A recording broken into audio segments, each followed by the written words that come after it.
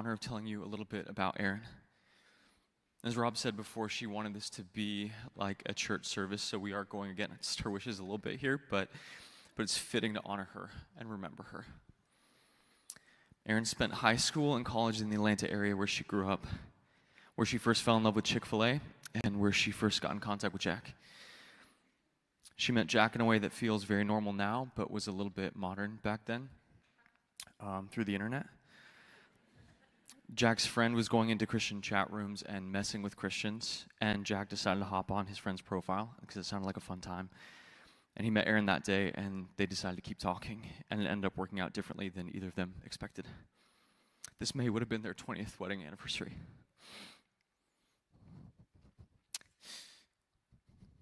After they got married, Jack's company, Cardinal Glass, moved them around a bit to Oklahoma, which Erin didn't really like, and then to the Northwest.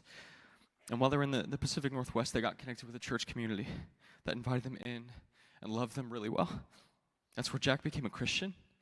It's where they learned what it meant to really follow Jesus together alongside a church family.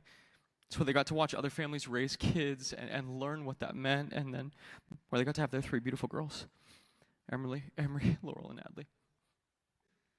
About 6 years ago, they moved to Wisconsin, again for Jack's work.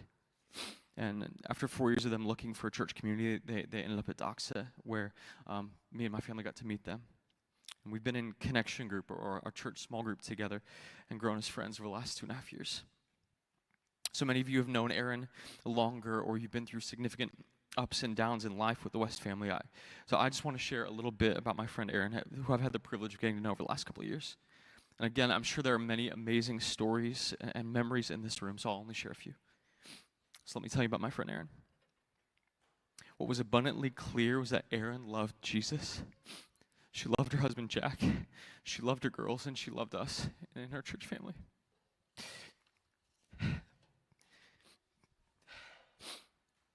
She really loved being with her family. She loved summer camping trips. She loved wine tasting with Jack. She was so looking forward to taking the girls to Disney World again this spring.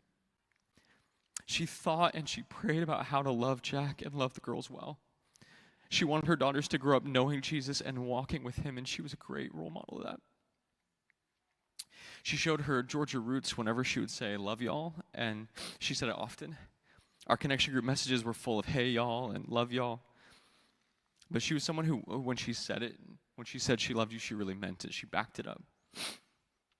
She showed this to us so well. She had experienced the love of Jesus, and she showed that love to people around her.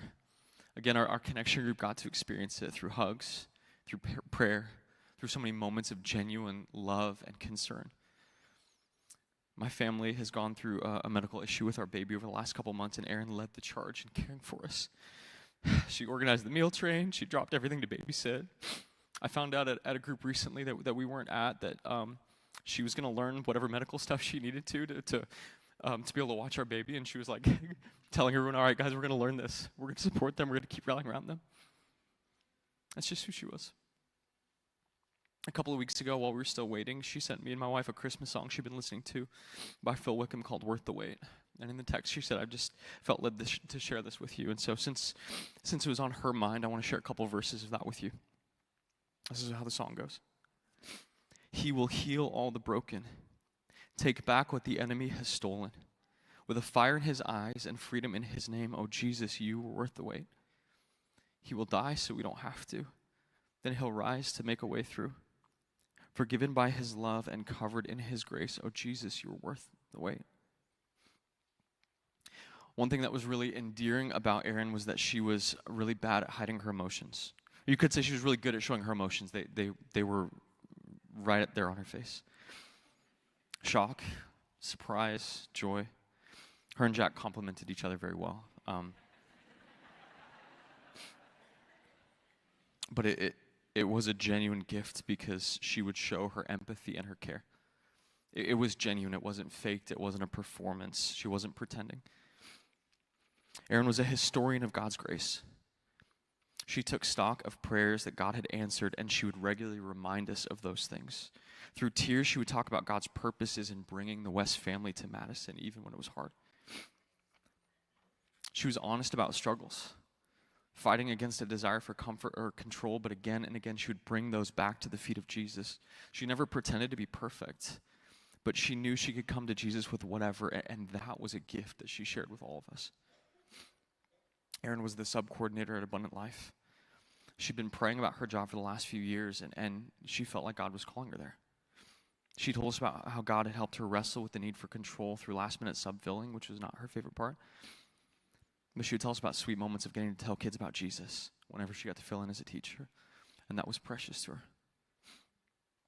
She would talk about how she'd seen people changed, how people were different because of the gospel, how God was still teaching them and growing them, and she'd pray for people.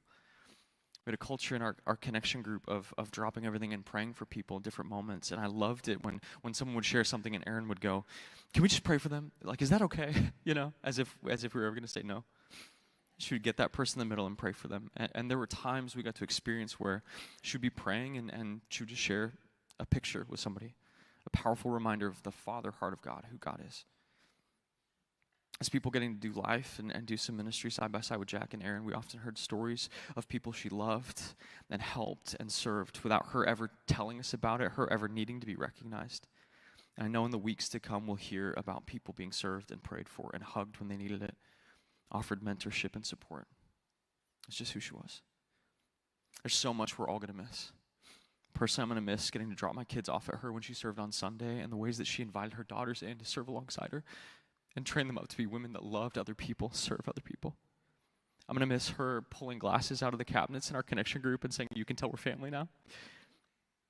I'm going to miss her tears when she talked about God's goodness through hard times. At the end of the day, many people knew and loved Erin very much. And those of us who were blessed to be her friends and blessed to be in community with her knew that Erin loved Jesus very much. Her relationship with Jesus was the bedrock of her life, and that's what she would want me to tell you about her. She loved Jesus, and Jesus loved her. So much of the amazing light shining off of Erin was because she was a woman who knew Jesus and walked with God. And we were all blessed because of it. So I think she'd probably want me to say, "Love y'all." Thank you.